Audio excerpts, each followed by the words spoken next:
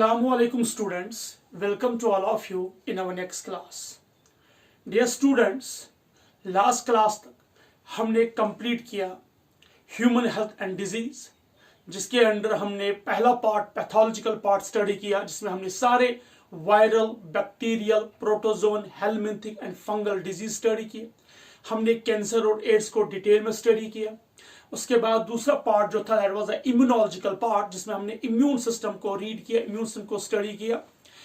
उसके बाद हमने थर्ड पार्ट लिया, जिसमें हमने स्टडी किया मेंटल हेल्थ एंड इलनेस. उसमें हमने drug addiction, types of drugs, tobacco and alcoholic addiction study किया, कॉन्सिक्वेंस एंड प्रिवेंटिव मेजर्स. अब एक नया चैप्टर आज हम स्टार्ट करेंगे, जिसका नाम है strategies for enhancement of food production. इस चैप्टर में हम स्टडी करेंगे कि कैसे हम जो फूड अवेलेबल है ह्यूमंस के लिए, उसको हम कैसे बाय यूजिंग साइंटिफिक मेथड्स हम उसे कैसे, उसकी प्रोडक्शन को हम कैसे इनहांस करेंगे, कैसे इंक्रीज करेंगे. सो जो हमारा चैप्टर है that is strategies for the enhancement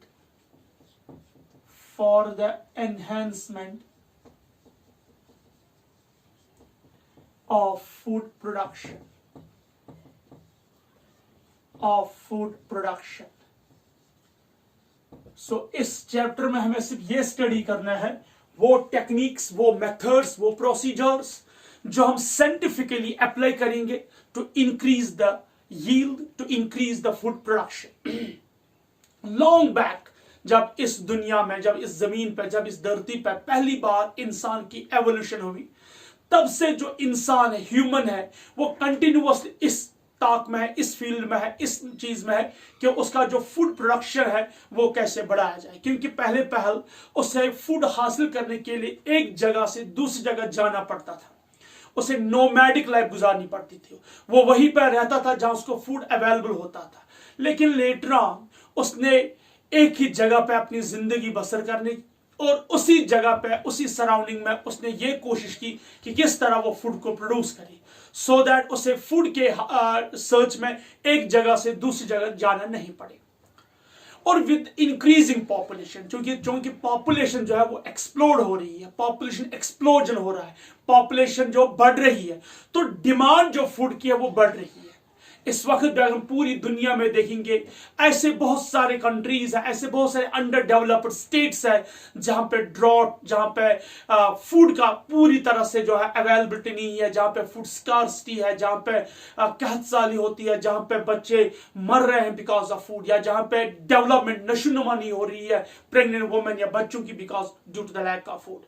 तो इंसान की हमेशा से पहले से यही कोशिश रही है कि किस तरीके से फूड का प्रोडक्शन बढ़ाया जाए. तो इसके लिए उसने साइंटिफिक मेथड्स अप्लाई किए, उसने वो टूल्स इख्तियार किए, उसने वो टेक्निक्स इख्तियार किए, उसने वो प्रैक्टिसेस अप्लाई किए जिसकी वजह से फूड का प्रोडक्शन जो है बढ़ जाए. तो इस चैप्टर में हमें सिर्फ यही चीज स्टडी करना है कि how can we increase the food production. अगर आप देखोगे इस चैप्टर में पहले लिखा है स्ट्रेटजीज, यानी कि हमें अप्लाई करने हैं टूल्स एंड टेक्निक्स, हमें वो मेथड्स देखने हैं, हमें वो मेथड्स अप्लाई करने हैं जिससे हम फूड प्रोडक्शन को बढ़ाएंगे, जिससे हम फूड प्रोडक्शन को इंक्रीज करेंगे. और साथ ही में हमें वो औजार, वो हथियार, वो इंस्ट्रूमेंट्स भी यूज करना है जिससे फूड प्रोडक्शन बढ़ जाएगा. तो दैट मीन्स ये सारे साइंटिफिक मेथड्स हैं. So we have to use the scientific methods, we have to apply the scientific methods to increase the food production. And second and most important is enhancement of food production. यानी कि we have to increase, enhancement means we have to increase the food production. तो जो हमारी factories है, जो हमारी fields है, जो हमारी फार्म्स है, जहां पे हम फूड को प्रोड्यूस कर रहे हैं, जहां पे हमारा फूड बन रहा है, तो हमें उस जगह पे फूड की प्रोडक्शन को बढ़ानी है.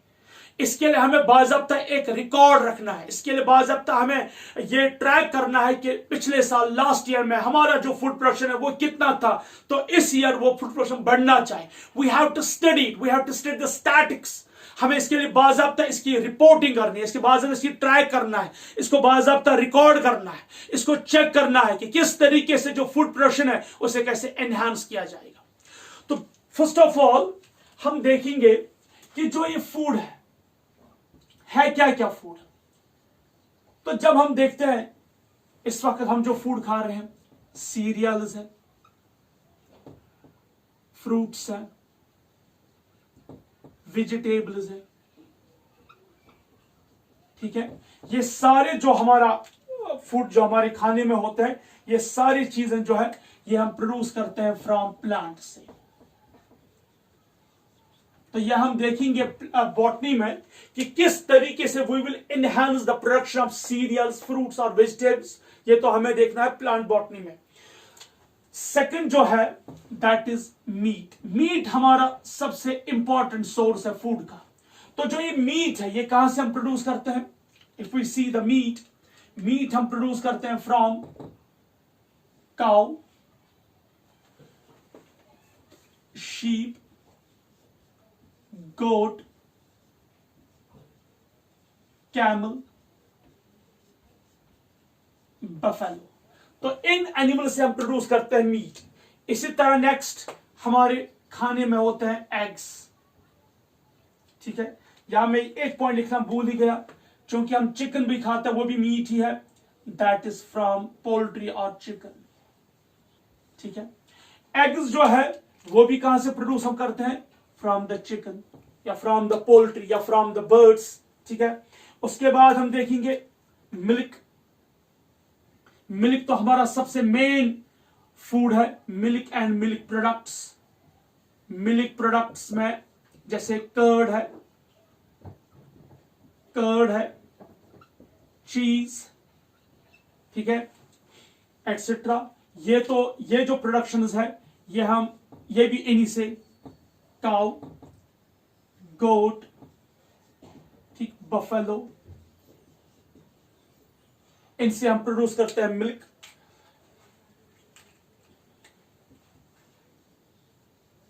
नेक्स्ट, और जैसे हनी है, हनी भी हम खाते हैं, that's also source of food. जो हनी है ये प्रोड्यूस होते हैं फ्रॉम हनी बीज।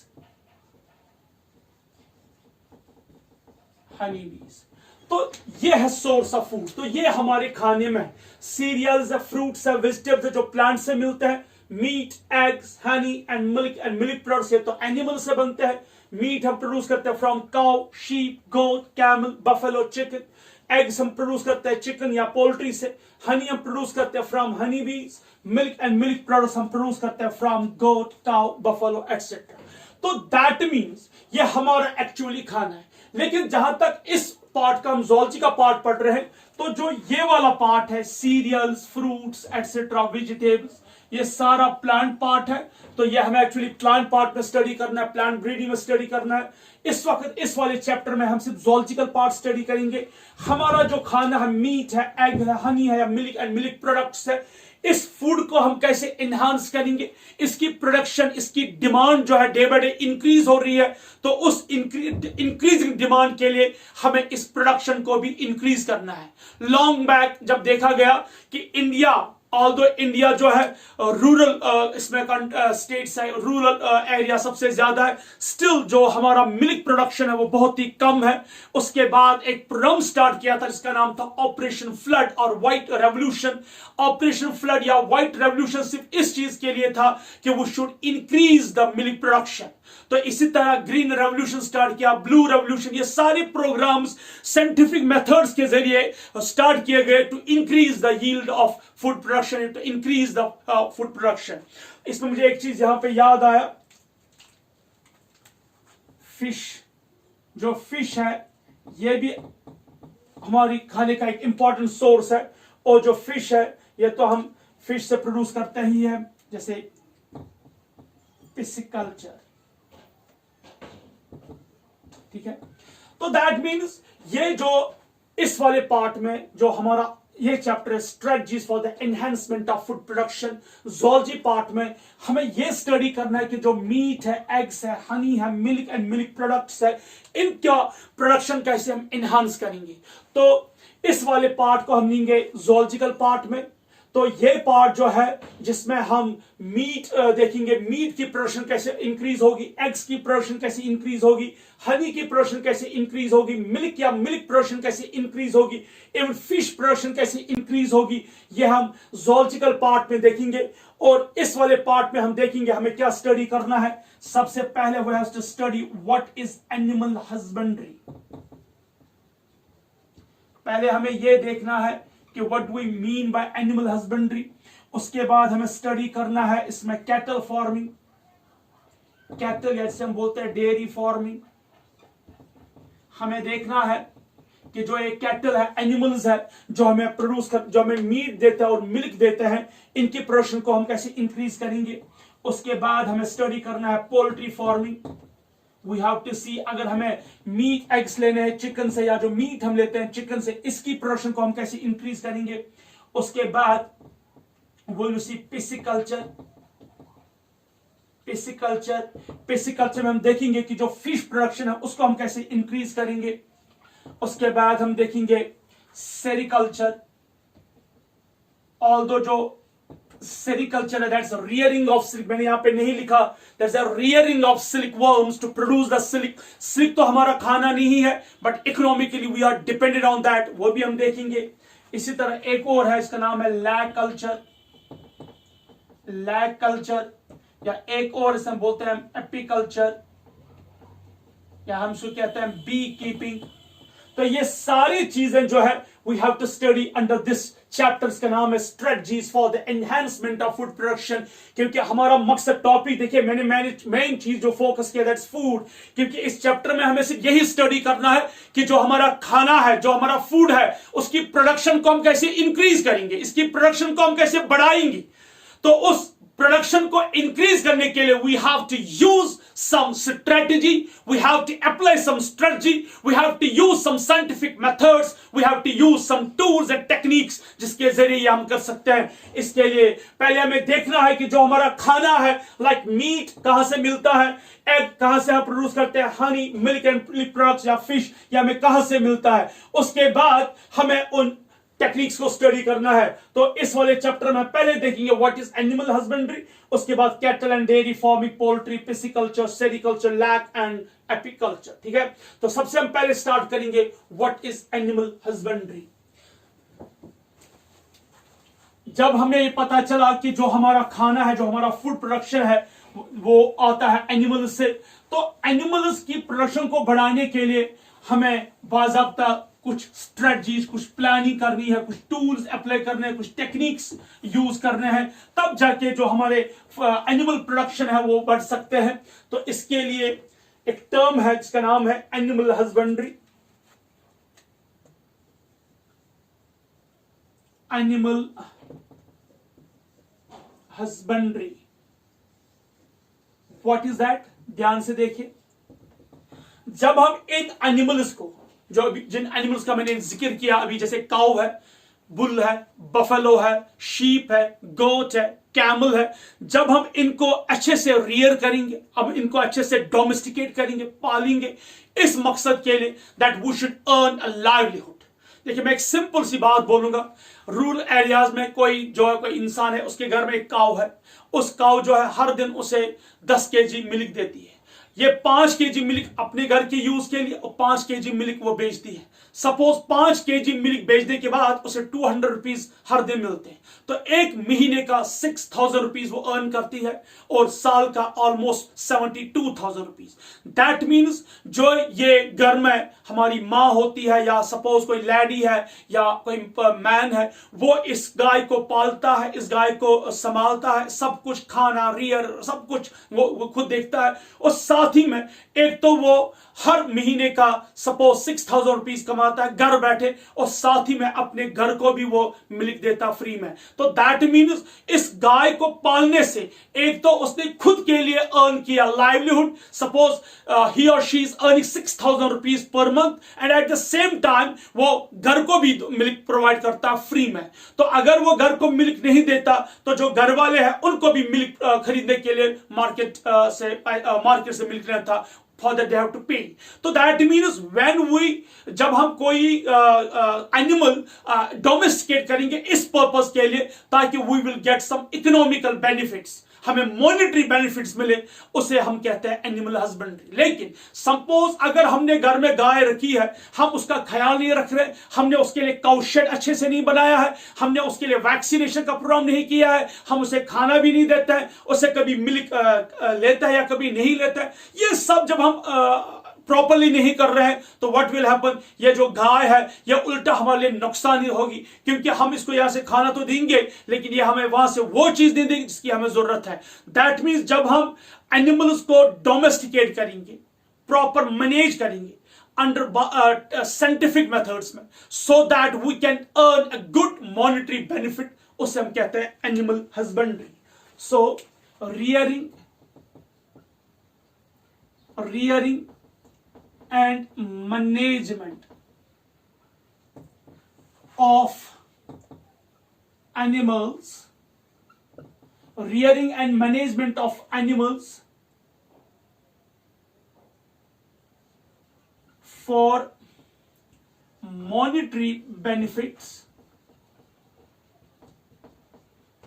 इसे हम कहते हैं एनिमल हस्बेंड्री। तो एनिमल हस्बेंड्री है क्या एक्चुअली? ये वो ब्रांच है साइंस का जिसमें हम डोमेस्टिकेट करते हैं कुछ एनिमल्स को सिर्फ इस पर्पस के लिए that we should earn good amount of money और we should earn a good livelihood.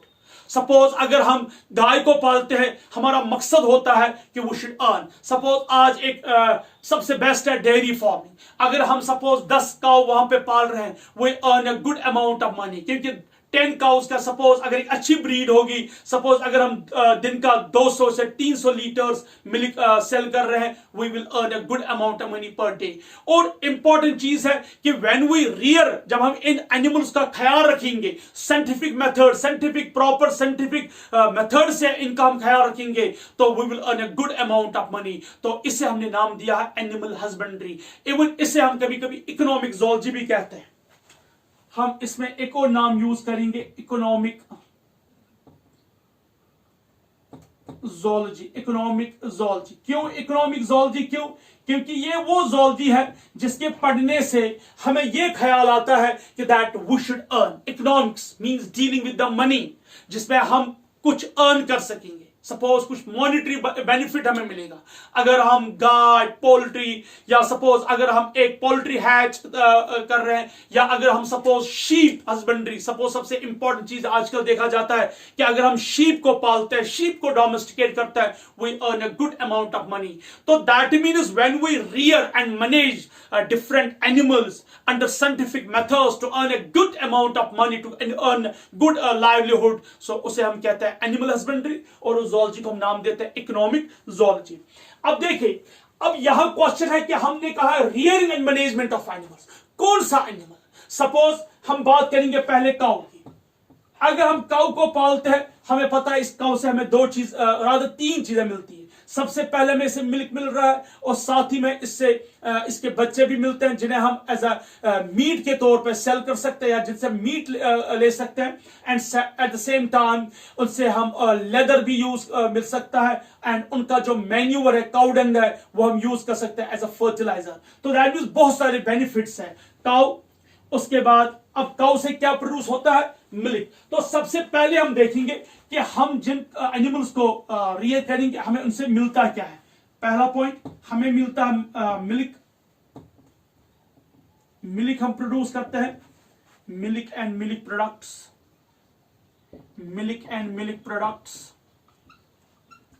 उसके बाद मीट, हम इन एनिमल से मीट प्रोड्यूस करते हैं।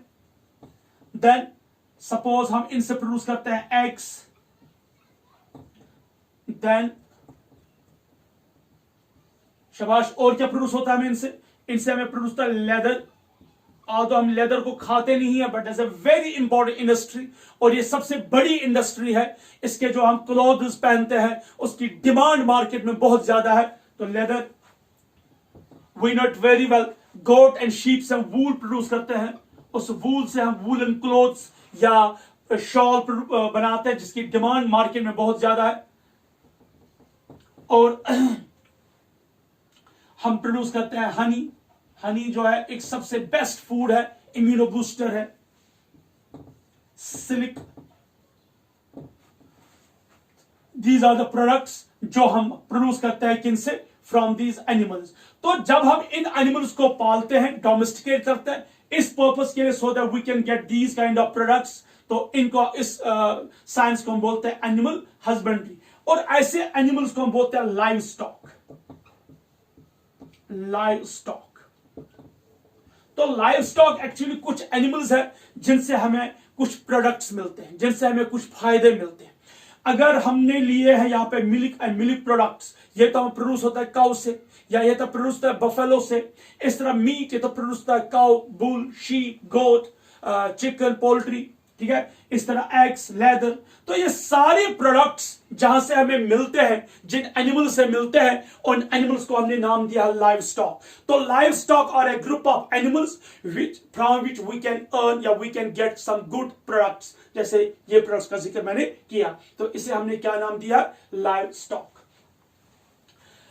Now what is the objective? हम क्यों स्टडी करेंगे एनिमल हस्बेंड्री? और एनिमल हस्बेंड्री को स्टडी करने के लिए हमने प्रॉपर मैनेजमेंट करना है, प्रॉपर इसके लिए हमें टेक्निक्स अप्लाई करने हैं, प्रॉपर टूल्स यूज करने हैं। ऐसे नहीं है कि अगर मैं ऐसे यूज किया, ऐसे स्टडी की, व्हाट विल हैपन, ये कभी कभी हमारे लिए नुकसानदायक भी हो सकता है। सपोज अगर हम घर में कोई गाय पाल रहे हैं, इस गाय की अगर डेथ हो गई तो चलो इतना ज्यादा नुकसान नहीं है, लेकिन जहां पे हमने लोन निकाला है, जहां पे हमने कुछ इन्वेस्टमेंट किया है, so that we are running business plan, कोई बिजनेस प्लांट हमने स्टार्ट किया, सपोज हम पोल्ट्री स्टार्ट कर रहे हैं, शीप इंडस्ट्री स्टार्ट कर रहे हैं, लेदर इंडस्ट्री स्टार्ट कर रहे हैं, या डेयरी फार्मिंग स्टार्ट कर रहे हैं। हमारा मकसद होता है कि एक we should earn a good amount of money for ourselves, तो हमारा बिजनेस है।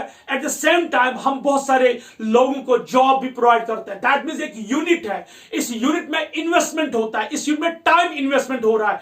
अगर हमने वहां पे प्रॉपर रिकॉर्ड नहीं रखा है, प्रॉपर मैनेजमेंट नहीं किया रखा है, या अगर हमने वहां पे प्रॉपर टेक्निक्स अप्लाई नहीं किए, व्हाट विल हैपन, ये इंडस्ट्री का फॉल हो सकता है, ये इंडस्ट्री फेल हो सकती है, और इससे उल्टा हमें नुकसान हो सकता है। और जब हमें मॉनेटरी नुकसान होगा, हम मेंटली डिप्रेशन में आ सकते हैं, हमें मेंटली जो है डिस्टर्बेंस आ सकती है। सो इसलिए इस एनिमल हस्बेंड्री को या इन लाइव स्टॉक एनिमल्स को स्टडी करने के लिए, इन पे यूनिट स्टार्ट करने के लिए हमें बाज़ाब्ता पता होना चाहिए कि हम ऐसा क्यों कर रहे हैं। तो सबसे इंपॉर्टेंट चीज है हमारा मकसद क्या है, व्हाट आर द ऑब्जेक्टिव्स, आखिर हम क्यों स्टडी करना चाहते हैं एनिमल हस्बेंड्री को। तो हम देखेंगे ऑब्जेक्टिव्स।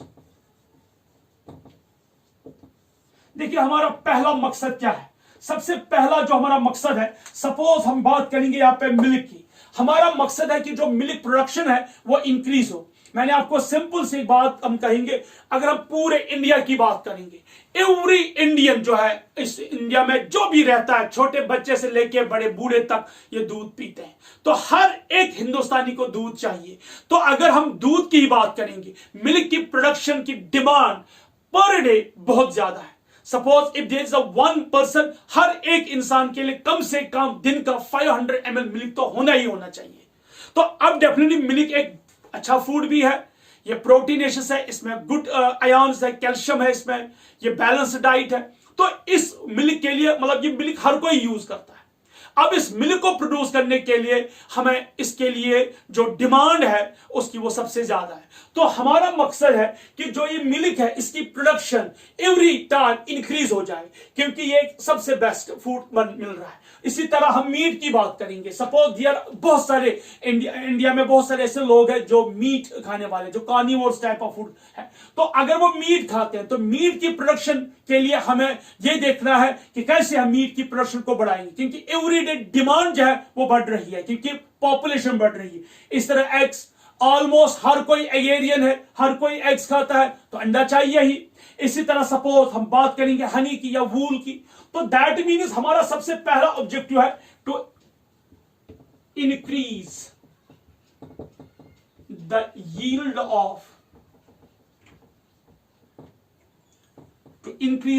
Of food production. तो जो हमारा फूड अवेलेबल है या जो हमारा प्रोडक्ट्स है, मिल्क हो या लेदर हो, इसकी प्रोडक्शन को बढ़ाना हम चाहते हैं। देखिए, जब एक इंडिया ये देखता है सेंसस में कि वो कितना मिल्क प्रोड्यूस करता है, तो इंडिया की हमेशा ये डिमांड होती है कि एक तो वो खुद के लिए मिल्क प्रोड्यूस करे and eight the same time वो अपने नेबरिंग कंट्रीज को भी मिल्क सप्लाई करें। इसी तरह अगर हम लेदर की बात करेंगे, जैसे पाकिस्तान है, एक सबसे बड़ी लेदर इंडस्ट्री है वहां पे, इसी तरह यहां भी जो हमारी कंट्री है, although we are meat eaters, हम गोश्त खाने वाले हैं, तो डेफिनेटली यहां पे लेदर इंडस्ट्री सबसे ज्यादा अहम है। तो अगर हम खुद लेदर प्रोड्यूस नहीं कर पाते या खुद अगर हम लेदर जो है लेदर मेड क्लोथ नहीं बना सकते, लेकिन एटलीस्ट वो should be a good leather importer. तो अगर लेदर को इंपोर्ट करते हैं बाहर के कंट्रीज में, बाहर के मार्केट्स में, इसका फायदा हमारी जीडीपी पे या हमारे इकोनॉमिक्स पे आता है। तो दैट मीन्स कोशिश होती है कंट्री की कि वो ऐसे जो मटीरियल्स है, ऐसे प्रोडक्ट्स है, उनको प्रोड्यूस कर सके। उससे क्या फायदा? उससे दो फायदे। एक, जो कंट्री है उनको खुद मिलेगा ये प्रोडक्ट, और एट द सेम टाइम वो ये इंपोर्ट भी कर सकते हैं डिफरेंट कंट्रीज को। तो दैट मीन्स इसकी जो प्रोडक्शन है वो हमें इनहेंस करनी है। इसके लिए रूल्स है, साइंटिफिक मेथड्स, टेक्निक्स, टूल्स वो यूटिलाइज करने हैं, क्योंकि by without using scientific methods, without using kind of strategy, हम इस प्रोडक्शन को बढ़ा नहीं सकते। हम तो उतना ही प्रोड्यूस करेंगे जिसे हम लोकल लेवल पे सप्लाई कर सकते हैं, लेकिन लार्जर स्केल पे अगर हमें इसको सप्लाई करना होगा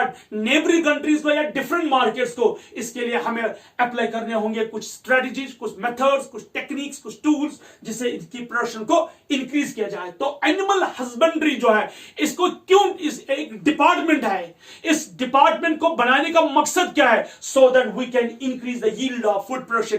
एवरी ईयर जो हमारा जीडीपी होता है या जो हमारी बजट होती है, उस बजट में हमारा एक खासा पैसा होता है इस एनिमल हस्बेंड्री के लिए। बाज़ाब्ता लोन्स सैंक्शन किए जाते हैं फार्मर्स को, एग्रीकल्चर पीपल को, या उसके बगैर भी लोगों को, सो that they can run a unit, they can plant a unit. उससे क्या होगा? उन्हें हम लोन देते हैं, सब्सिडी लोन्स देते हैं। इसके लिए जो है बाज़ाब्ता एक डिपार्टमेंट है जो लोन प्रोवाइड करता है लोगों को, सो that they can run the business unit. जब वो एक बिजनेस यूनिट चला रहे हैं, उस बिजनेस यूनिट से they earn the money, and eight the same time वो हमें कंट्री को भी फायदा, क्योंकि कंट्री प्रोड्यूस कर रही है प्रोडक्ट्स, एंड इस इंसान को भी फायदा है क्योंकि उसका बिजनेस रन हो रहा है, एंड साथ ही में वो बहुत सारे लोगों को लाइवलीहुड या एम्प्लॉयमेंट प्रोवाइड करता है। सो मकसद यही है that we should increase the food production. तो इससे हमारे तीन गोल, इस ऑब्जेक्टिव में तीन गोल मिल रहे हैं। सबसे पहले कि कंट्री का जो पर्टिकुलर फूड प्रोडक्शन है वो बढ़ रहा है,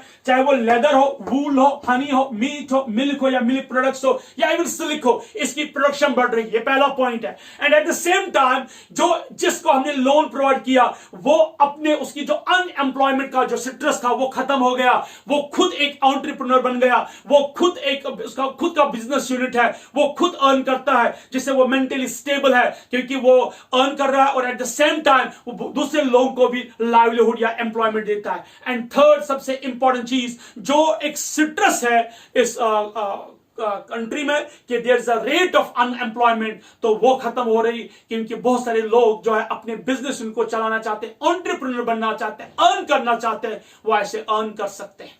तो दैट मीन्स ये पहला गोल है। सेकंड, दूसरा जो है, we have to increase the different varieties of breeds।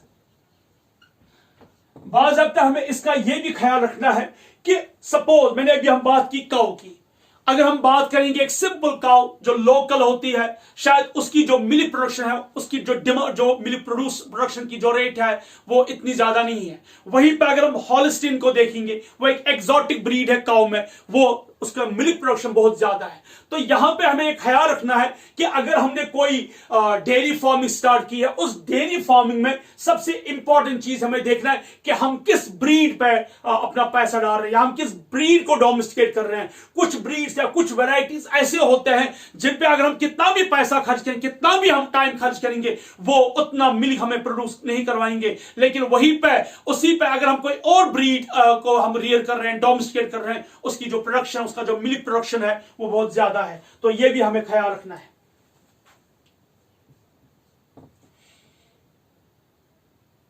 We can provide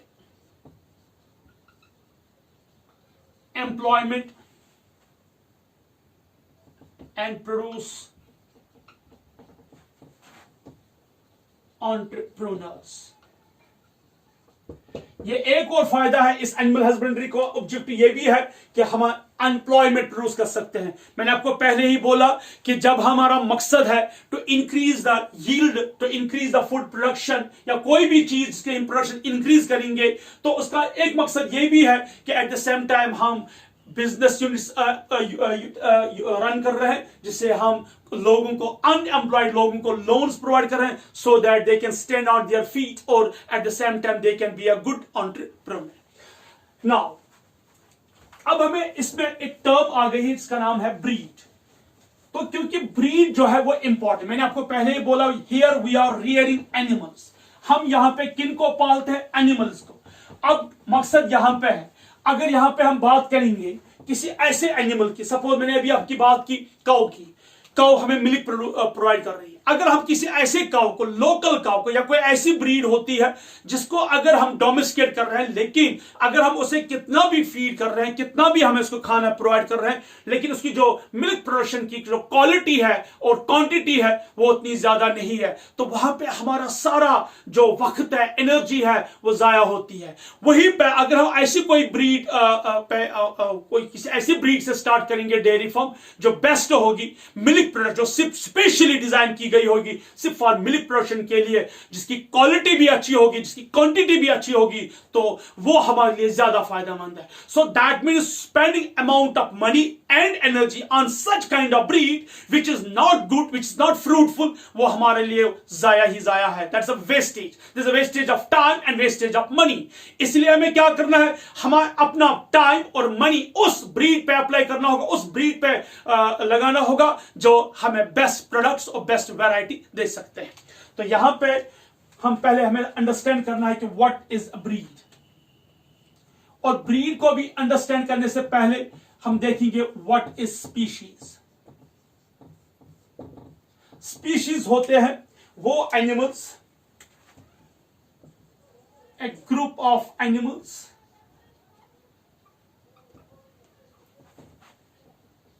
which can interbreed freely। तो वो एनिमल्स जो एक दूसरे के साथ ब्रीडिंग कर सकते हैं, एक दूसरे के साथ मेटिंग कर सकते हैं फ्रीली, यानी कि जिनके बीच में कोई भी रिप्रोडक्टिव आइसोलेशन ना हो।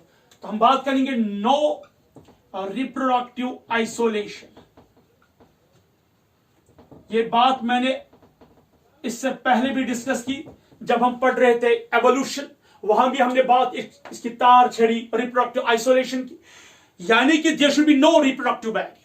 तो स्पीशीज हम उन्हीं एनिमल्स को कहते हैं, वो ग्रुप ऑफ एनिमल्स जो एक दूसरे के साथ इजीली ब्रीड कर सकते हैं, फ्रीली ब्रीड कर सकते हैं, जिनके बीच में मेटिंग बैरियर नहीं हो, जिनके बीच में कोई भी रिप्रोडक्टिव बैरियर नहीं हो, जिनके बीच में कोई भी हम कह सकते हैं रिप्रोडक्टिव आइसोलेशन नहीं होना चाहिए। तो वो उन एनिमल्स को हमने नाम कहा कि दे कॉन्स्टिट्यूट है स्पीशीज। ठीक है, जैसे अगर हम बात करेंगे होमो सैपियन, ये एक दूसरे के साथ इजीली ब्रीड कर सकते हैं, इनके बीच में कोई बैरियर नहीं है, so we constitute one species homo sapien. इसी तरह यहां पे group of animals which can interbreed freely और mate freely without having any kind of reproductive isolation और बैरियर, उन्हें हम कहते हैं स्पीशीज। तो ब्रीड हम किसे कहेंगे? A group of animals having common features या characters विद इन स्पीशीज। तो स्पीशीज के अंदर वो ग्रुप ऑफ एनिमल्स यानी कि जो सेम स्पीशीज होंगे, पहले ये अंडरस्टैंड करना है। Species with in species group of animals जिनके कुछ कैरेक्टर्स या कुछ फीचर्स कॉमन होंगे। तो यहां पे ब्रीड वही होता है जिसके कैरेक्टर, जिसके features, morphological, anatomical, physiological features common होंगे। यानी कि स्पीशीज के अंदर, with in the species group of animals, we share the common features, we share the common physiological features, we share the common physiological characters, उन्हें हम कहते हैं breed। सबसे पहला हम कह सकते हैं फर्स्ट एनिमल जिसको डोमेस्टिकेट किया इंसान ने, वो है डॉग। ये पूछा जाता है, नोट में यहां पे लिख रहा हूं, first animal domesticated by man, domesticated by man is dog। ठीक है, डॉग पहला एनिमल है जिसे यूटिलाइज किया किसने, इंसान ने, अपने फायदे के लिए। ये पहला पॉइंट। और दूसरा है हस्कीज। ये भी एक तरह का डॉग ही है जिसका बिल्कुल थिक फर होता है, ज्यादातर पोलर रीजन में रहते हैं, जिनको पहली बार एस्किमोस ने यूज किया। Huskies domesticated by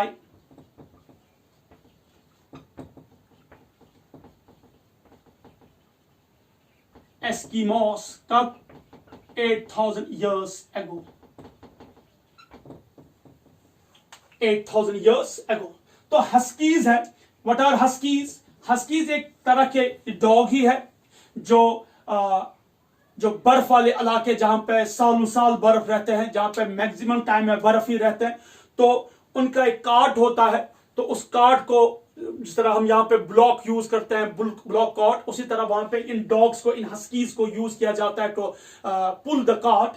तो ये जो डॉग्स होते हैं, इनका जो फर होता है वो बिल्कुल थिक होता है, और इनमें सबसे ये हम कहेंगे ये बड़े थर्मोजेनिक है, यानी कि उस सर्दी इलाके में दे आर वेरी सूटेबल, जहां पे रेस्ट ऑफ द एनिमल बड़ी, यानी हम हॉर्स की बात करेंगे या किसी और की बात करेंगे, वो ज्यादातर सर्वाइव नहीं करते हैं, ये अच्छे से अपने आप को अडॉप्ट करते हैं। तो इन्हें 8,000 साल पहले एस्किमोस ने डोमेस्टिकेट किया है। ठीक है, नाउ यहां पे अब बात हो रही थी ब्रीड की। मैंने आपको पहले ही बोला, ग्रुप ऑफ एनिमल्स या ग्रुप ऑफ एनिमल्स जिनके कैरेक्टर्स, फीचर्स सेम होंगे, शेयर कर रहे होंगे, लेकिन विद इन द स्पीशीज, किसी स्पीशीज के अंदर वो एनिमल्स जिनके फिजियोलॉजिकल कैरेक्टर्स या जिनके एनाटॉमिकल कैरेक्टर्स या जिनके कुछ फीचर्स सेम होंगे, उन्हें हम कहते हैं ब्रीड।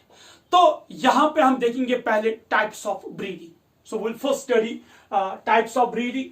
तो यहां पे दो तरह की ब्रीडिंग है। अगर हमें बेस्ट ब्रीड प्रोड्यूस करना है तो दो तरह की ब्रीडिंग की जा सकती है, एक है इन ब्रीडिंग और दूसरा है आउट ब्रीडिंग। तो पहले हम उसी चीज को, types of breeding,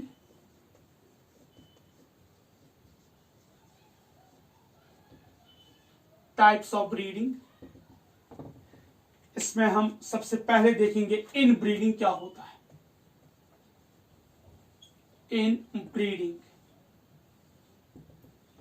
in breeding means जब हम मेटिंग करवाते हैं दो एनिमल्स के बीच, मेल और फीमेल, यानी कि दो एनिमल्स के बीच में मेटिंग हो रही है, जिनका ताल्लुक सेम ब्रीड से है और जिनके कॉमन एंसेस्टर्स होते हैं या कॉमन पेरेंट्स होते हैं 4 से 6 जनरेशन तक, यानी कि पिछले 6 जनरेशन से इनके बीच में जो इनके जो पेरेंटल है, वो पेरेंटल जो इनके एंसेस्टर्स है वो कॉमन है, और इनके बीच में जो मेटिंग है क्योंकि ये सेम ब्रीड है। So we can right mating between two animals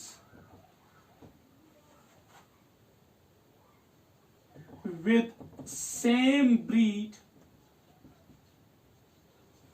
and having common parents from 4 to 6 generations. So mating between the two animals जिनके कॉमन पेरेंट्स और कॉमन ब्रीड्स होंगे, उसे हम कहते हैं इन ब्रीडिंग। तो इन ब्रीडिंग क्या है? It's a breeding, it's a mating between the two animals जिनके सेम ब्रीड्स होंगे। सपोज अगर हम कश्मीरी बुल एंड कश्मीरी काऊ लेते हैं, ये सेम ब्रीड है, तो इनके बीच में मेटिंग हो रही है, लेकिन कंडीशन ये है कि इनके कॉमन पेरेंट्स भी होने चाहिए। सपोज अगर हम यहां पे ले रहे हैं पेरेंट 1 पेरेंट 2, इनके बीच में ब्रीडिंग हो रही है, तो यहां पे प्रोड्यूस होता है F1, ये फर्स्ट जनरेशन है, ठीक है। इन दो के बीच में ब्रीडिंग होती है, तो यहां पे प्रोड्यूस होते हैं F2, ये सेकंड जनरेशन है। इन दो के बीच में ब्रीडिंग है, तो यहां प्रोड्यूस होता है F3, इनके बीच में F4। तो आप देखेंगे यहां जो मेटिंग होती है, जिन एनिमल्स के बीच में मेटिंग होती है, ये कॉमन ब्रीड्स है और ये सेम ब्रीड्स है, और इनके पेरेंट्स भी पिछले 4-6 जनरेशन से सेम ही है। सो इसे हम कहते हैं इनब्रीडिंग। तो इनब्रीडिंग में 2 पॉइंट्स आपको याद रखना है कि पहले यहां पे ब्रीडिंग होती है बिटवीन द सेम ब्रीड, यानी कि यहां पे डिफरेंट ब्रीड नहीं है, सेम ब्रीड है। एंड सेकंड, इनके कॉमन एंसेस्टर्स है फ्रॉम पास्ट 4 to 6 जनरेशन, इनके कॉमन पेरेंट्स है या कॉमन एंसेस्टर्स। फायदा क्या है, इंपॉर्टेंस क्या है इसका, इन ब्रीडिंग से हमें बेनिफिट्स क्या है, हम कह सकते हैं इंपॉर्टेंस क्या है। सबसे पहला, प्योर लाइन्स। हमें जो ये लोकल ब्रीड है या जो ये ब्रीड है, हमें पता है इसके कैरेक्टर्स, इसके फीचर्स, हमें इनके सारे सब के बारे में पता है। तो हमें जो ऑफस्प्रिंग्स मिलते हैं, वी नो कि ये इनके पेरेंटल कैरेक्टर्स इनमें होंगे, तो हमें पता है कि ये सबसे प्योर है। सपोज अगर हमारे पास हम कोई काऊ ले रहे हैं, हमें इस काऊ के बारे में पता है कि ये काऊ कहां तक मिल्क दे रही है, इसका मिल्क कैसा है, क्वालिटी कैसी है, क्वांटिटी कैसी है, और जब हम जाते हैं लैक्टेशन के टाइम इसका बिहेवियर कैसा है। We know all this. So हम इस वैरायटी को प्रेफर करते हैं क्योंकि ये हमारे घरों में पिछले कुछ जनरेशन से कंटिन्यू है और ये कॉमन कैरेक्टर शेयर करते हैं। हमें पता है कि इसके पेरेंट में कौन से कैरेक्टर्स थे क्योंकि हमने इनके पेरेंट के साथ डील किया है। So pure lines. And suppose एक और चीज है, होमोजाइगोसिटी मेंटेन होती है, होमोजाइगोसिटी मेंटेन होती है। तो इंपॉर्टेंस ये है कि एक प्योर लाइन मेंटेन होती है। वी नो कि ये जो रेस है, ये रेस इम्प्योर नहीं है, ये प्योर लाइन रेस है, इसमें किसी का मिक्सिंग नहीं है और होमोजाइगोसिटी मेंटेन होती है। लेकिन हां, एक चीज है, इस इनब्रीडिंग, कंटिन्यू इनब्रीडिंग से एक सबसे बड़ा ड्रॉबैक है, सबसे बड़ा जो इसका डिफेक्टिव पॉइंट ये है, उसमें उसको हम बोलते हैं inter breeding depression. Inter breeding depression पूछा जा सकता है कि इन ब्रीडिंग में सबसे हम कह सकते हैं इसका ड्रॉबैक क्या है। ड्रॉबैक यही है कि वहां पे होता है इन breeding depression. What do you mean by in breeding depression? Breeding which reduce fertility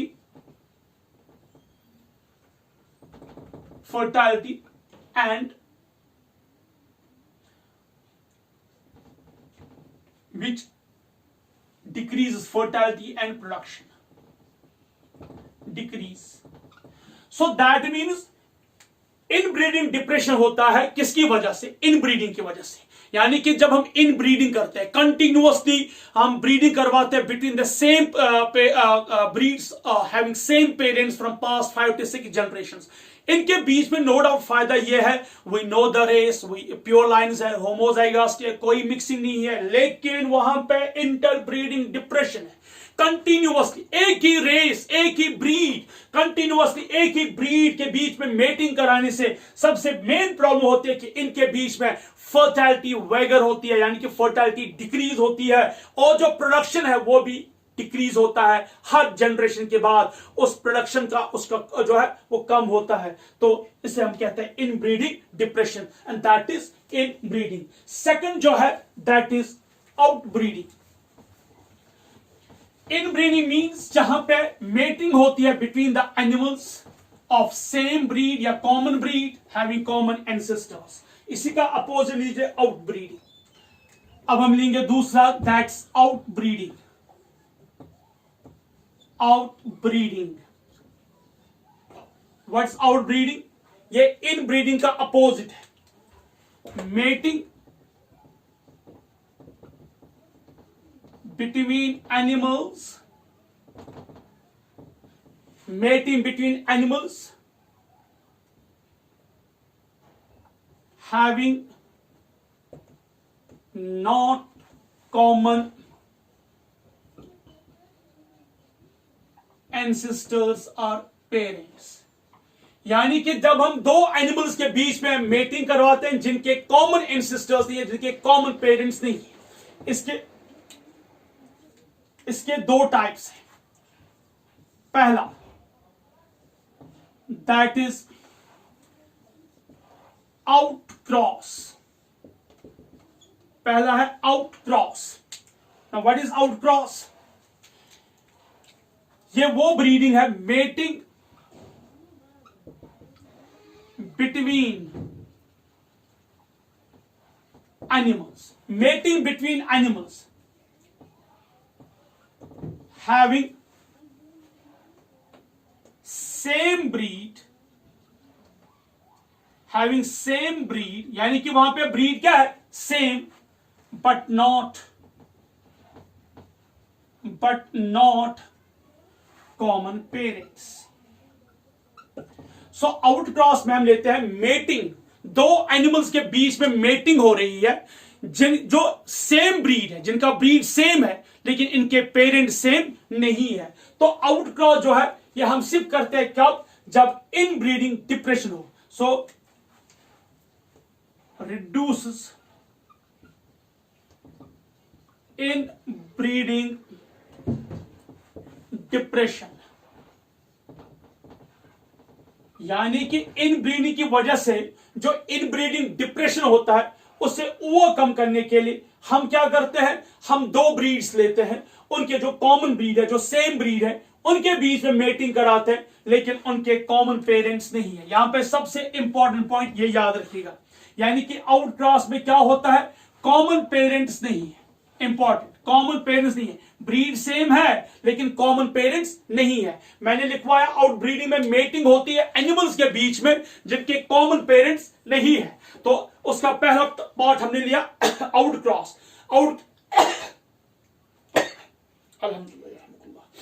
mating होती है एनिमल्स के बीच में जिनके जो सेम ब्रीड है लेकिन उनके कॉमन पेरेंट्स नहीं है। एग्जाम्पल में, for example Sahiwal, red Sindhi, ये हम प्रोड्यूस करते हैं, ये सेम ब्रीड है लेकिन इनके पेरेंट्स कॉमन नहीं है। नेक्स्ट बी पार्ट, उसे हम कहते हैं क्रॉस ब्रीडिंग। ये आउटक्रॉस का अपोजिट है। यहां मेटिंग होती है दो एनिमल्स के बीच में, ना वो सेम ब्रीड होते हैं ना उनके कॉमन पेरेंट्स है। मेटिंग बिटवीन एनिमल्स having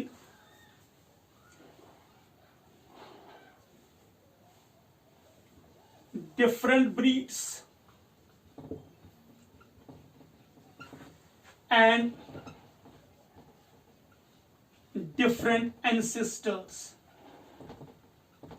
तो जब मेटिंग होगी दो एनिमल्स के बीच में जिनके ब्रीड्स डिफरेंट होंगे और जिनके एंसेस्टर्स भी डिफरेंट होंगे, उसे हम कहते हैं क्रॉस ब्रीडिंग।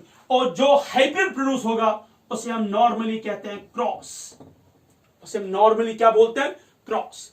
सपोज अगर हम बात करेंगे, हम हॉलस्टीन एक एक्सोटिक ब्रीड है या डिफरेंट ब्रीड है, अगर हम इससे क्रॉस करेंगे, मेट कराएंगे यहां इंडियन, सपोज रेड सिंधी या साहीवाल या बीकानेर के साथ, उसके साथ ब्रीड कराएंगे, तो जो वहां पे प्रोड्यूस होगा उसे हम क्या कहते हैं?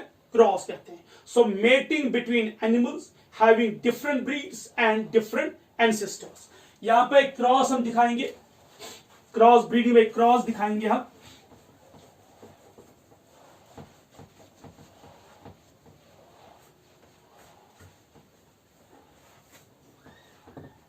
तो यहां पे हम क्रॉस ब्रीडिंग के एक एग्जांपल देखेंगे।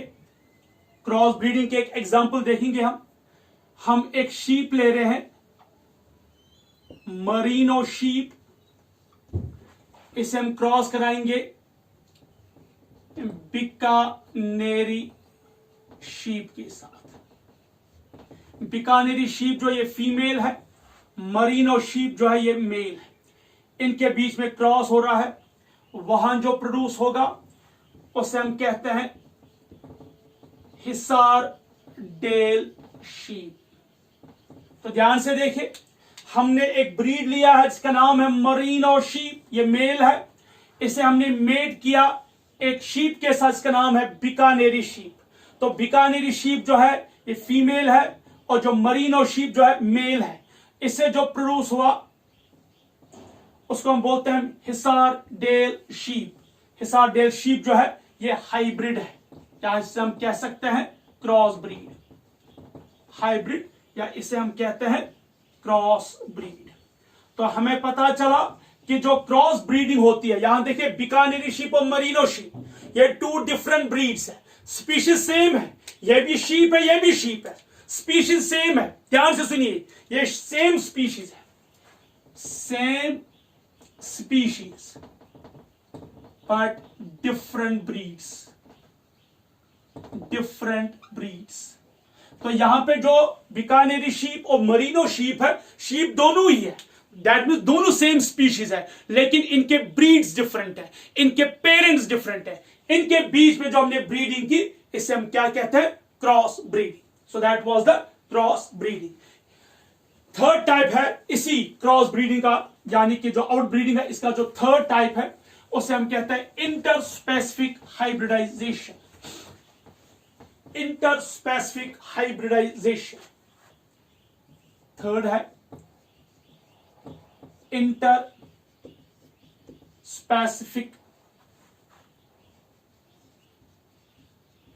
हाइब्रिडाइजेशन। इंटरस्पेसिफिक हाइब्रिडाइजेशन, देखिए यहां पे क्या होती है, यहां पे मेटिंग होती है, mating between two animals of different species, of different species। तो यहां पे दो डिफरेंट स्पीशीज है, वो यहां पे सेम स्पीशीज नहीं है, ब्रीड भी डिफरेंट है, पेरेंटल जनरेशन भी डिफरेंट है और स्पीशीज भी डिफरेंट है। सो इसे हम कहते हैं interspecific hybridization. For example, donkey male, हमने क्या लिया, मेल डंकी, किसके साथ मेट किया, हॉर्स के साथ, और हॉर्स क्या लिया हमने, फीमेल। सो मेल डंकी किसके साथ मेट किया, फीमेल हॉर्स के साथ। क्या प्रोड्यूस हुआ वहां पे, म्यूल। म्यूल मगर है क्या, sterile. This is interspecific hybridization. बेटा हमने लिया मेल डंकी, मेल डंकी को हमने क्रॉस किया किसके साथ, मेट किया किसके साथ, फीमेल हॉर्स के साथ। प्रोड्यूस क्या हुआ वहां पे, म्यूल प्रोड्यूस हुआ, और जो म्यूल है ये स्टीराइल है। ठीक है, दिस इज इंटरस्पेसिफिक हाइब्रिडाइजेशन। या एक और एग्जांपल इसी का उल्टा लेंगे हम, फीमेल डंकी। अब डंकी क्या है, फीमेल, किसके साथ मेट किया, मेल हॉर्स के साथ। प्रोड्यूस क्या हुआ वहां पे, हैनी, HENNY, हैनी। हैनी भी क्या है, स्टीराइल। सो फीमेल डंकी किसके साथ, मेल हॉर्स के साथ। प्रोड्यूस क्या हुआ वहां पे, एक हाइब्रिड जो क्या है, स्टीराइल, उसका नाम क्या है, हैनी, स्टीराइल। ये दोनों बहुत इंपॉर्टेंट है, बहुत इंपॉर्टेंट है। You have to learn it by heart, क्योंकि इस पे क्वेश्चंस पूछे जाते हैं। ठीक है, सो इंटरस्पेसिफिक हाइब्रिडाइजेशन होता क्या है, जब हम मेटिंग करते हैं किस किस के बीच में, बिटवीन टू एनिमल्स जो जिनका सेम स्पीशीज, जो डिफरेंट स्पीशीज है। जैसे हमने डंकी, मेल डंकी को क्रॉस किया, किसके साथ मेट किया, फीमेल हॉर्स के साथ। प्रोड्यूस क्या हुआ, म्यूल। डंकी और हॉर्स ये दो डिफरेंट स्पीशीज है, तो इनसे क्या प्रोड्यूस हुआ, म्यूल। म्यूल क्या, स्टीराइल।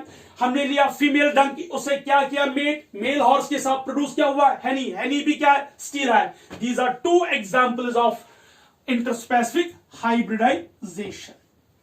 इसी तरह मैंने शायद लास्ट क्लास में पढ़ाया था जब हम पढ़ रहे थे एवोल्यूशन, उस वक्त मैंने टाइगर और लायन के बीच में, जब हम टाइगर और लायन के बीच में मेटिंग करवाते हैं तो वहां क्या प्रोड्यूस होता है, लिगर या टिग्रॉन प्रोड्यूस होते हैं।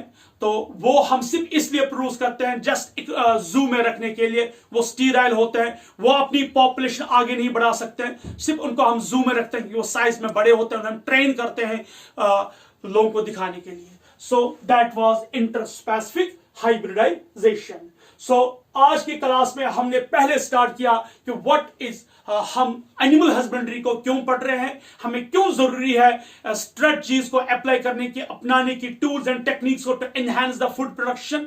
उसके बाद हमने स्टडी किया लाइव स्टॉक के बाद हमने देखा ऑब्जेक्टिव्स, उसके बाद हमने पढ़ा what is a breed and species, फिर 2 types of breeding, in breeding and out breeding. Out breeding में हमने 3 टाइप्स पढ़े, जिसमें पहला हमने पढ़ा आउटक्रॉस, जिसमें सेम पेरेंट्स होते हैं, sorry different parents but same breeds. उसके बाद क्रॉस ब्रीड पढ़ा, different parents with different breeds but same species. और उसके बाद हमने थर्ड पढ़ा, that is interspecific hybridization, different breed, different parents and different species. और इन ब्रीडिंग में हमने पढ़ा same parents and same breed. तो आज की क्लास में इतना ही हम पढ़ेंगे। नेक्स्ट क्लास में इंशाल्लाह हम स्टार्ट करेंगे वो टेक्निक्स जिससे हम ये ब्रीडिंग कर सकते हैं। ये तो टाइप्स ऑफ ब्रीडिंग थे, लेकिन ब्रीडिंग करने के टेक्निक्स क्या है, जैसे आर्टिफिशियल इंसेमिनेशन है, मोइट है, multiple ovulatory embryo transfer technique, वो स्टडी करेंगे। और उसी में हम स्टार्ट करेंगे पहला, दैट इज कैटल फार्मिंग और poultry. For next class, happy learning and have a good day. अस्सलामु अलैकुम वरहमतुल्लाहि वबरकातुहू।